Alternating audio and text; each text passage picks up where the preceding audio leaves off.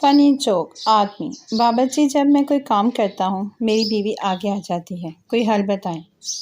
बाबा जी, बेटा ट्रक चलाकर देखो, अल्लाह खैर करेगा।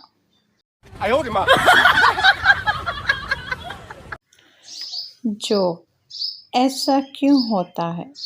पहले वो मेरी गर्लफ्रेंड थी, मैं बोलता था वो सुनती थी। फिर वो मेरी मंगेतर बनी, वो बोलती थी मैं सुनता था।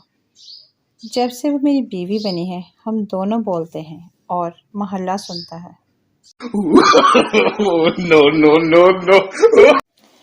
फनी जोक मुर्गा, आई लव यू। मुर्गी, हा हा हा हा। मुर्गा, मैं तुम्हारे लिए कुछ भी कर सकता हूँ। मुर्गी, सच्ची? मुर्गा, हाँ। मुर्गी, चल अंडा दे।